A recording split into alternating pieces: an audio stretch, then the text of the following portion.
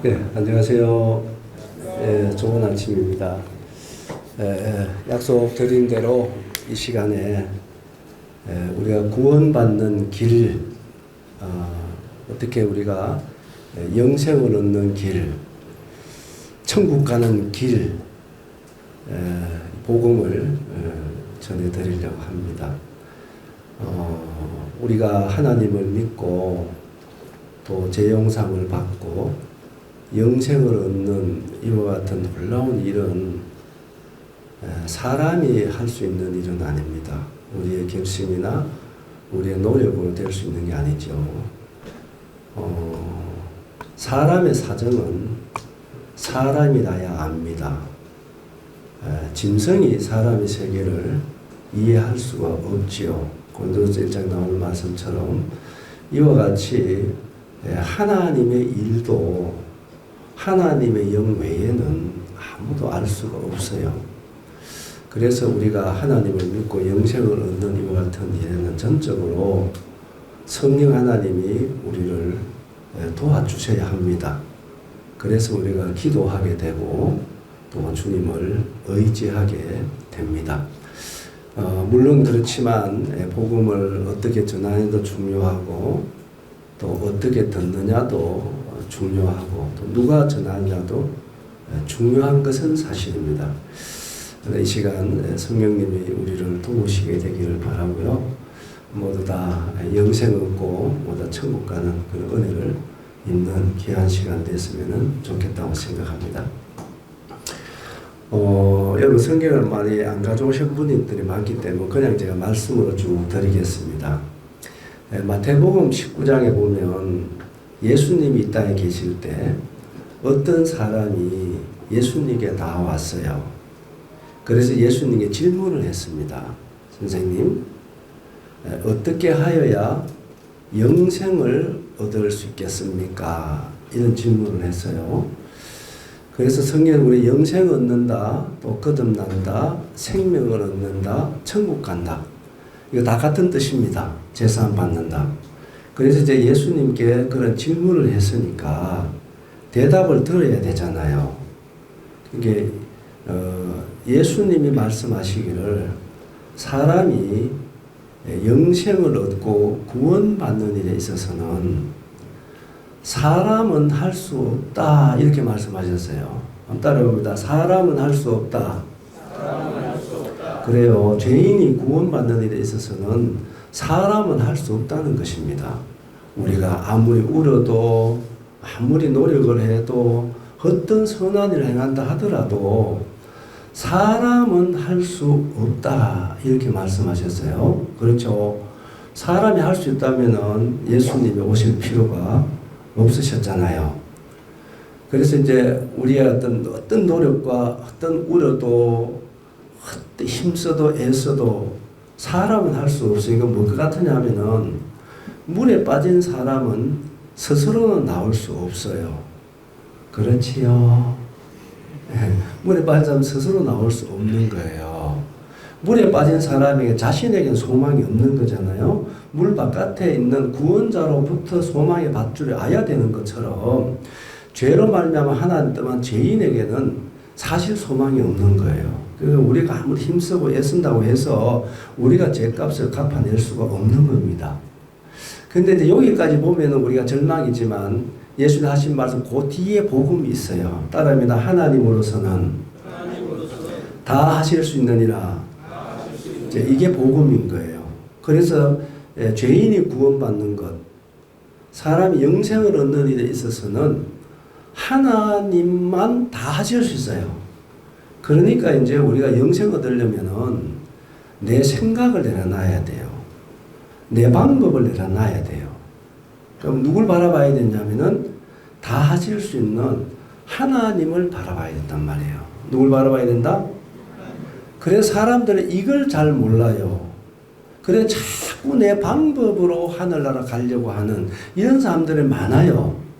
죄를 안 지으면은 뭐 열심히 하면은 열심히 섬기면 열심히 기도하면 물론 그런 것이 다 필요한 건 맞습니다만은 그러나 우리가 영생 얻고 천국 가는 일에 있어서는 사람은 안 돼요. 하나님만 다 하실 수 있어요. 그러니까 이제 우리 하나님을 바라봐야 되는데 하나님께서 어떻게 우리를 구원하시는가 이제 이 말씀을 제가 드리려고 하는 것입니다.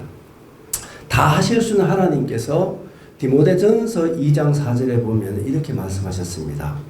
하나님은 모든 사람이 구원받기를 원하신다. 이런 말씀하셨어요. 자, 어떤 사람이 구원받기를 원하신다? 예, 모든 사람. 이게 하나님의 소원이에요. 사람이 영생 얻는 일에 대해서 다 하실 줄 하나님께서 그렇게 말씀하시는 거예요. 하나님은 모든 사람이 구원받기를 원한다. 저는 이 한 단어가 너무 제 마음에 은혜가 됐습니다. 모든 사람 속에는요, 사실 우리가 교회를 다녔든 안 다녔든 잘났든 못났든 악하든 선하든 배웠든 배우지 못했든 모든 사람이 다 포함되는 거잖아요. 그죠? 모든 사람이라고 하는 단어는 전 잘 안 되더라고. 아들한테 마음이 들어갈 때도 있고 딸한테 마음이 들어갈 때도 있고 이 공평한 사랑이 안 되더라고요. 그런데 하나님은 사람이 아니세요. 그래서 하나님은 모든 사람을 사랑하시는 줄 믿습니다. 아멘이시죠? 왜 그러냐면 그 이유를 제가 한 가지 설명해 드리면 사람은 외모를 보잖아요. 그렇지요? 사람 평가할 때 외모를 보는 거예요. 그 사람은 어떻게 생겼는가, 그리고 그 사람이 어느 직장에 다니는가, 학교는 어디 나왔는가, 가정 형편은 어떠한가, 이 외모를 보잖아요. 맞지요? 그러니까 두 사람도 같은 사람이 없어. 사람은 공평하게 사랑할 수가 없는 거예요. 그런데 하나님은 말씀하시기를 사람을 외모를 보지만 하나님은 우리의 중심을 보는 것입니다. 그렇기 때문에 사람 외모를 보기 때문에 사람은 무엇을 가졌느냐에 따라서 사람을 평가하게 되어 있는데 사람의 가치는 사실상 우리가 무엇을 가졌느냐에 달려있지 않거든요. 사람 자체가 귀한 거예요. 그래서 하나님은 우리가 무엇을 가졌느냐에 따라 사람을 평가하는 것이 아니라 사람 자체를 사랑하시는 분이 하나님이십니다. 그래서 우리가 배워도 못 배워도 잘나든 못나든 간에 하나님은 모든 사람을 사랑하시기 때문에 모든 사람이 구원받기를 원하신다. 이렇게 말씀하시는 거예요. 자, 그러면 이 자리에 앉아있는 우리 중에서는 이렇게 하나님이 주시는 구원에서 제외될 사람이 있겠습니까? 없겠습니까? 제 말 빨리 해서 못 알아듣는 건 아니죠. 그러니까 모든 사람이 구원받기를 원하시는 이 하나님의 구원에서 이 자리에 있는 우리 중에서는 구원에 제외될 사람이 있다 없다? 없는 것입니다. 그러고요, 이 단어 하나가 좋아요. 하나님은 구원을 받으라 그랬어요. 어떻게 하라고요? 받으라. 예, 구원은 받는 겁니다. 여러분 노력에 의해서 이루는 게 아니에요. 구원은 사는 게 아니란 말입니다. 구원은 받다릅니다. 구원은 받는 거다. 그래서 그 성경에 보면 선물이라고 이렇게 얘기하는 것입니다. 이 시간 구원 받으시기 바랍니다. 그래서 하나님은요, 모든 사람을 구원 받아라 이렇게 말씀하시면 사람하고 달라요. 하나님은 모든 사람이 구원 받을 만한 구원을 준비해 놓고 받으라는 거예요. 아시겠지요? 그래서 이 시간 여러분들이 말씀을 잘 들으면 모두 다 하나님이 주시는 구원에 참여할 줄로 믿습니다. 아멘이지요.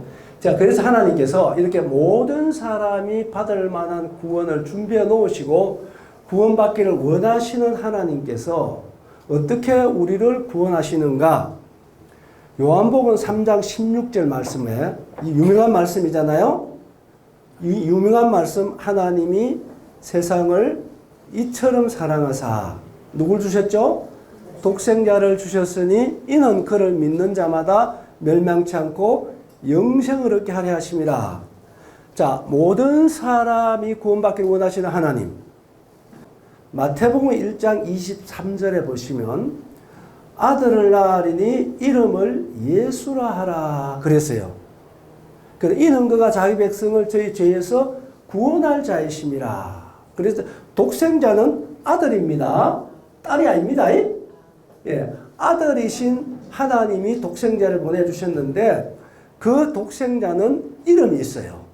이름이 뭐냐면은 예수님이에요. 따라다 예수님. 그래서 모든 이름에는 뜻이 있잖아요. 하나님께서 모든 사람을 믿고 영생을 얻으라고 보내주신 그 예수는 바로 구원자예요. 따라합니다. 예수는 구원자다. 그래서 모든 사람들이 바로 예수 믿고 구원받는 것이 하나님의 길이에요. 하나님의 방법이에요. 그래서 천지를 창조하시고 모든 생명의 주인 되신 하나님께서 사람들이 구원받는 유일한 길을 주신 것은 뭐냐면은 예수 믿는 길입니다. 따릅니다. 예수 믿는 길. 그래 천하 인간에 사람이 구원받는 다른 길은 없어요. 절대 없습니다. 바로 하나님이 보내주신 독생자 대신 예수님만 믿어야 구원받는 것입니다. 그래서 이 시간 동일하게 예수님 믿음으로 구원받는 거예요. 예수님 믿음으로 영생 얻는 것입니다. 그런데 그러면은 그 예수님은 2024년 전에 하나님이 보내주셔가지고 이 땅에 오셨어요. 그 왜 오셨느냐 하면은 우리를 죄에서 구원해 주시는 구원자로 오신 것입니다. 구원자로 오신 예수님은 어떻게 우리를 구원하는가 그러면 그 예수님이 오셔가지고 첫째 하신 일이 뭐냐면은 세상 죄를 짊어지는 일을 하셨어요. 자, 뭘 짊어졌다? 세상 죄. 따라서 세상 죄. 이게 요한복음 1장 29절에 나와요. 세례 요한은 예수님보다 6개월 먼저 태어난 사람입니다. 그러니까 요단강에 있었는데 예수님이 나오는 거예요. 예수님을 딱 보니까 뭘 짊어졌어? 뭘 짊어졌느냐? 세상 죄를 지고 가는 하나님의 어린 양이로다. 다 포함되어 있는 겁니다. 우리의 과거, 현재, 미래 죄가 다 포함되어 있는 거예요. 그러니까 이제 과거, 현재, 미래라고 하는 단어는 사람이 쓰는 단어지 하나님에게는 과거, 현재, 미래가 없어요. 알겠죠? 현재 영원하신 것입니다. 그래서 우리는 오늘까지 지은 죄는 가져간 걸 알겠는데 앞으로 지을 죄는 어떻게 되겠느냐. 요게 걸리가지고 못 넘어가는 사람 많은데 예수님의 짊어진 죄는 오늘까지 지은 죄만 가져간 게 아니고 세상 죄를 지고 따라서 세상 죄를 짊어지셨다. 그러니까 하나님은 전지하시고 전능하신 분이세요. 그러니까 이 세상 창조 때부터 시작해가지고 이 세상 종말 때까지 하나님께서 인류 역사를 한눈에 다 보시는 것입니다. 우리는 사실 어제는 과거고 내일은 미래잖아요. 또 우리는 살 정확하면 5초 후에도 모르잖아요. 우리는. 맞지요. 그러니까 이제 하나님은 인류 역사를 다 아시는 것입니다. 그러니까 제가 1954년생인데 이 말은 무슨 말이냐면은 예수님이 이 땅에 오시고 1954년도에 윤경규가 태어났다 그 말이잖아요. 그런데요, 이 세상 죄를 짊어질 분은 예수님만 짊어질 수 있어요. 한 분만. 왜 그러냐면은 또 이제 그런 생각할 수 있잖아요. 예수님 한 분이 어떻게 수천억이 되는 사람들의 죄를 다 짊어질 수 있느냐 이런 생각할 수 있잖아요. 그렇죠. 그런데요, 이거를 이렇게 설명해야 돼요. 생명이라고 해서 가치가 다 같은 거 아닙니다. 예? 짐승 생명하고 사람 생명하고 같아요, 틀려요? 같아요. 틀리죠. 짐승 수백 마리보다 사람 한 사람이 더 귀하잖아요. 그렇죠? 그러면 여러분 피조물인 사람 수천억의 생명보다도 창조주 예수 그리스도의 한 분의 생명이 훨씬 더 가치 있는 거 아시죠? 아시죠? 그러니까 인류를 죄에서 구원해 줄 수 있는 구세주의 자격은 창조주로야 가능한 거예요. 누구라야 가능하다? 사람은 안 되는 거예요. 왜냐하면 사람은 자기 죄도 감당 못해요. 뭔지 알겠죠? 세상에 유명하다고 하는 사람들 물론 유명할 수 있지만 훌륭할 수 있지만 절대로 인류의 구원자는 될 수 없는 것입니다. 아시겠죠?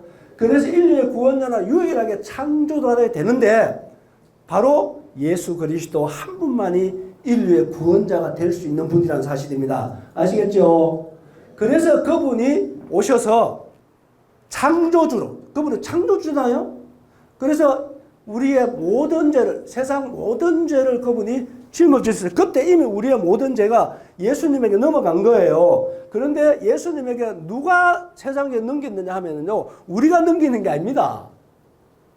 우리는요, 죄를 넘기려고 해도 우리는 죄를 다 못 넘깁니다.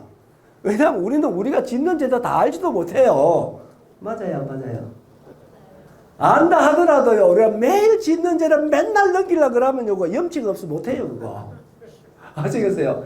이것까지 하나님 아시는 거예요. 그래서 우리의 죄를 예수님에게 다 넘기신 분은 하나님이 넘기셨어요. 누가 넘겼다? 하나님이 세상 죄를 예수님에게 넘기신 것입니다. 이건 성경에요, 여러 곳에 나옵니다. 요한일서 2장에도 보면 나옵니다.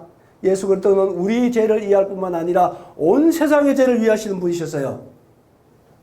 그리고 이사야 50장 6절에도 보면 우리는 다 양 같아서 그릇행을 각기 제 길로 갔거늘 여호와께서는 우리의 모두의 죄악을 예수님에게 담당시키셨도다. 그러니까 하나님께서 담당시키신 것입니다. 아멘. 그래서 우리의 모든 죄를 하나님께서 예수님에게 담당시키셨는데 예수님은 그때 우리의 모든 죄를 짊어지시고 죄의 값이 뭐라고요? 사망입니다.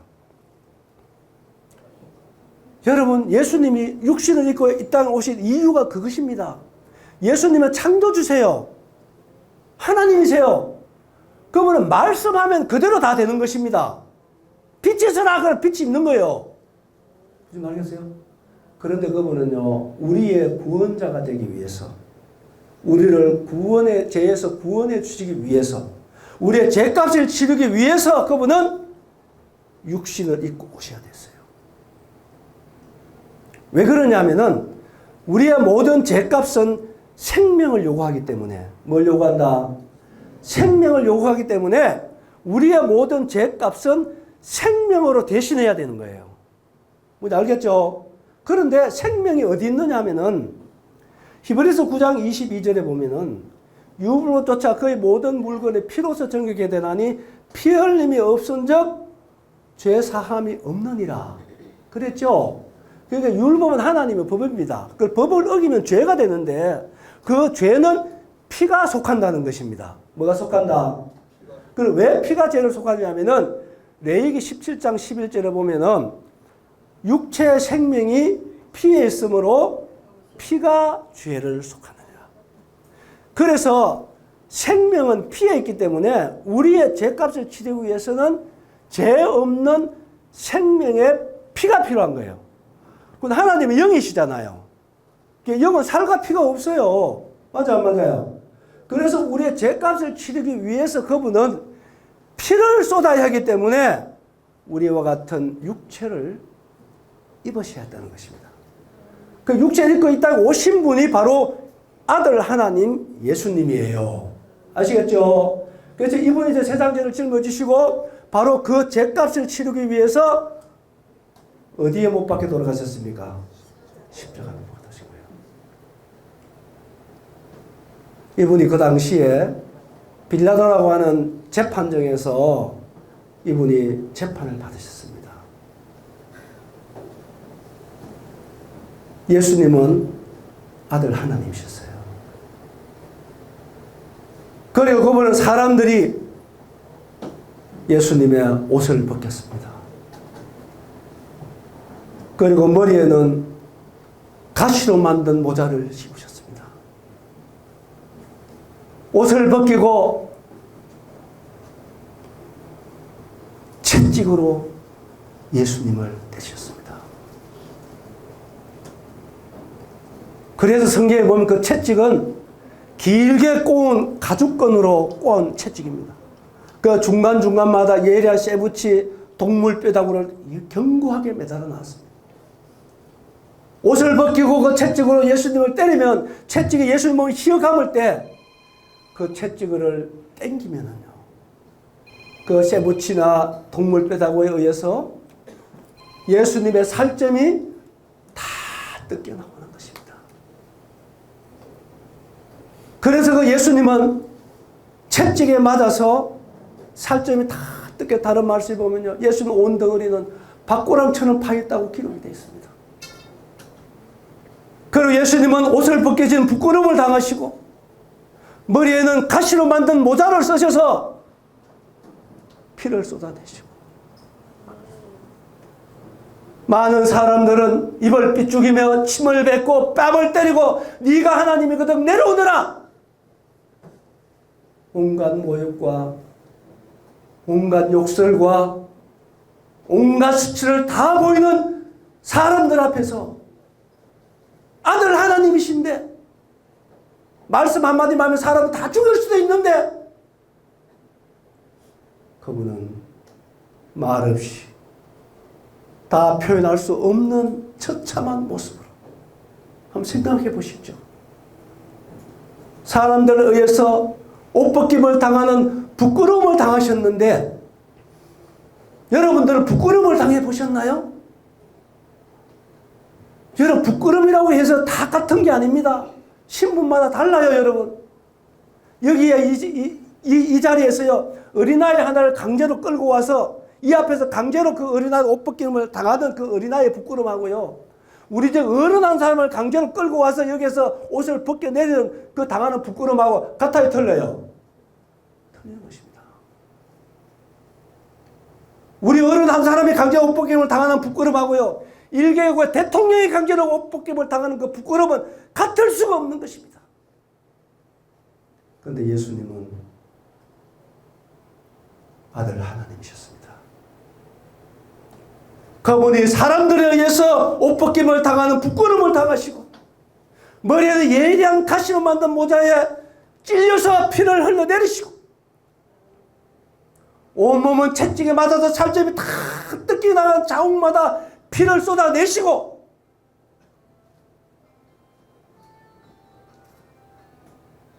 그분은 바로 그 자리에서 갈보리 동산까지 십자가를 지고 1.5km가 더 되는 그 길을 피를 쏟으면서 사람들의 온갖 모욕과 수치를 다 받아가면서 그 길을 끌려가신 분이 예수님이십니다. 예수님은 사람 취급을 받지 못했습니다. 끌고 갔다고 기록이 되어 있습니다. 지금은 그 길이 포장이 되었습니다마는 예수님 그 당시에는 척박한 자갈길이었습니다. 그 자갈길 1.5km 되는 그 길을 옷이 벗겨진 채 온몸을 통해서 피를 쏟아내시면서 그 길을 끌려가신 예수 그리스도는 누구를 위함이었나요?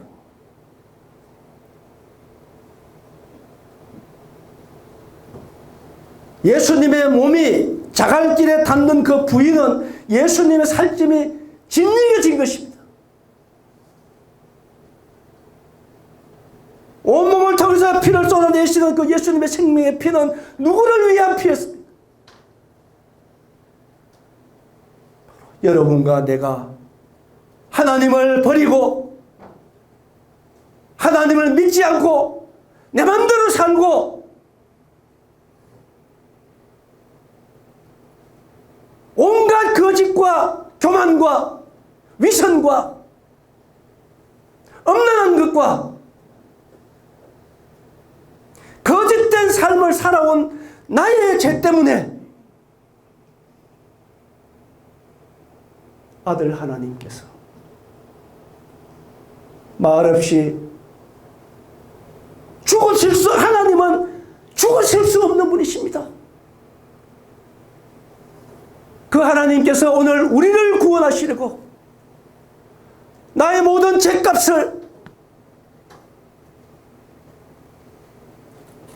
생명의 피를 그러한 처참한 고난 속에서 흘려주심으로 말미암아 여러분과 나의 죄값을 하나님께 갚으시는 이 예수 그리스도가 바로 우리의 구원의 주님이라고 하는 사실입니다. 아멘입니까? 그렇게 예수님은 1.5km 되는 그 길을 끌려가시면서 말없이 묵묵히 여러분과 나의 죄값을 생명의 피를 흘려주심으로 그 길을 가시고 끝내 그분은 십자가에 달리셨습니다. 산 사람을 예수님을 나무 십자가에 달아놨습니다. 여러분, 창조주 되신 그분이 우리의 죄값을 치르는 그 십자가에 달린 예수님의 모습이 너무너무 고통스럽기 때문에 하나님도 얼굴을 돌렸다고 얘기를 하시고 태양도 빛을 잃었다고 기록되어 있습니다. 만물도 울었다고 기록되어 있는 거예요. 태양의 주인이 우리의 죄값을 치르는 그 주인의 그 처참한 모습을 볼 수가 없어서 빛을 잃었어요. 우리의 죄값을 치르시는 그 아들을 향해서 하나님도 얼굴을 돌리셨다고 기록되어 있습니다. 만물도 울었다고 기록되어 있습니다. 볼 수가 없는 것입니다. 그러한 처참한 흑암 속에, 고통 속에, 피 흘림 속에, 모든 뼈가 어그러지는 고통 속에 한 방울 두 방울 쏟아내는 그 생명의 피는 바로 오늘 우리들의 죄값을 하나님 앞에 치르시는 구원자 되신 아들 하나님이셨습니다. 아멘. 이 예수 그리스도께서 마지막에 옆구리에 창을 받으시고 그렇게 수시간 동안 피를 쏟아냈는데 마지막 물과 피를 다 쏟아내시고 살아계신 하나님 앞에 여러분과 나의 죄값을 생명의 피로 말미암아 다 갚으신 예수 그리스도는 마지막에 다 이루었다 하시고 그분은 죽음을 당하셨습니다. 따릅니다. 다 이루었다. 이 말은 여러분과 나의 죄값을 하나님 앞에 다 갚았다 이 말입니다. 따릅니다. 다 이루었다. 다 갚았다. 바로 하나님의 아들 예수님이 생명의 피를 다 쏟아내시고 죽을 수 없는 창조주가 죽음으로 말미암아 여러분과 나의 죄값을 하나님의 다 갚아주신 예수 그리스도를 우리가 믿음으로 말미암아 영생을 얻는 것입니다. 아멘입니까? 바로 이 예수님을 여러분 마음으로부터 믿는 것입니다. 따릅니다. 예수님 감사합니다. 예수님 고맙습니다. 이렇게 여러분 구원은 받는 것입니다. 여러분 이루어내는 게 아니에요. 예수님이 다 이루신 이 예수 그리스도를 여러분 마음으로부터 감사합니다. 예수님 감사합니다. 예수님 고맙습니다. 이렇게 십자가에 생명의 피를 흘리시고 우리의 모든 죄값을 다 갚으신 예수님을 믿을 때 예수님이 우리의 죄값을 다 갚아주셨기 때문에 우리가 하나님 앞에 죄 없다함을 받는 것입니다. 아멘입니까? 아멘입니까? 자, 이 예수를 믿는 것입니다. 그리고 이 예수 그리스도는 3일 만에 부활하셨어요. 할렐루야. 예수님은 살아나신 것입니다. 예수님의 죽음으로 끝난 게 아니에요. 예수님은 살아나셨어요. 할렐루야. 그래서 예수님의 부활로 승리하신 것입니다. 여러분 부활이 중요한 거예요. 아무리 우리의 죄를 위하여 처참한 모습으로 십자가에 죽으셨다 할지라도요. 예수의 살아나지 아니었으면 예수 부활이 없으면요. 절대로 우리는 죄에서 구원이 이루어지지 않는 것입니다. 왜냐? 이유를 말씀드릴게요. 바로 우리의 인류의 구원자가 되기 위한 자격이 바로 창조주라 해야 된다. 이렇게 말씀드렸잖아요. 누구라 해야 된다? 창조주. 여러분 창조주와 피조물의 결정적인 차이가 한 가지입니다. 그게 뭐냐 하면은 모든 피조물은 다 죽음에 굴복하게 되어 있습니다. 어떤 피조물도 죽음에 굴복하지 않는 피조물은 없어요. 피조물은 다 죽습니다. 그런데 여러분 유일하게 죽음과 사망을 이기는 분은 창조주밖에 없는 것입니다. 아멘입니까? 그래서 바로 예수 그리스도가 창조라고 하는 사실이 증명이 돼야 되는데 그래야 그분이 우리의 구원자가 되는데 예수님이 바로 하나님의 아들이요 창조주라고 하는 결정적으로 증명한 것이 부활입니다. 아멘입니까? 그래서 그분은 창조주이기 때문에 죽음에 매여 있을 수가 없는 분이십니다. 그분은 사망에 매여 있을 수가 없는 분이십니다. 그래서 우리의 모든 죄값을 하나님의 죽음으로 치르시고 이분은 3일 만에 살아나신 것입니다. 아멘. 그러므로 말미암아 바로 이분이 나의 구원자, 인류의 구원자라고 하는 사실을 부활로 선포하신 것입니다. 아멘입니까? 여러분, 이 예수님을 여러분 마음으로 믿으시기 바랍니다. 아멘입니까? 저는 그래서 예수님의 죽으심과 부활은 절대로 나눌 수 없습니다. 하나입니다. 죽음 없는 부활 의미 없습니다. 부활 없는 죽음 아무런 의미 없는 거예요. 그래서 예수 그리스도는 우리의 모든 죄를 위하여 십자가에 죽으시고 우리의 구원자로 증명되고 우리가 하나님 앞에 믿는 자가 의롭다 하기 위해서 이분은 3일 만에 살아나신 예수 그리스도를 여러분의 구원의 주님으로 믿으시기 바랍니다. 아멘입니까? 자, 말씀 이제 마쳐야 될 시간인데요. 자, 간단하게 제가 예수 믿는 것은 뭐고 믿음의 결과가 뭐냐 요것만 말씀드리고 마치겠습니다. 자, 예수를 믿는다 했을 때는요, 여러분 잘 알고 믿으셔야 됩니다. 어떤 예수를 믿느냐? 우리 죄를 위하여 십자가 피 흘리신 예수님을 믿는다. 알겠죠? 그리고 우리의 구원자가 되기 위하고 부활로 승리하신 부활하신 예수님을 믿는다. 아멘? 그리고 그 예수 그리스도를 누구로 믿느냐 하면은 여러분의 주인으로 믿는 것입니다. 아멘입니까? 아멘입니까? 그리고 바로 예수님은 하나님의 아들이라는 것입니다. 그래서 여러분이 예수님을 믿는다 했을 때는 이 네 가지 기억해야 됩니다.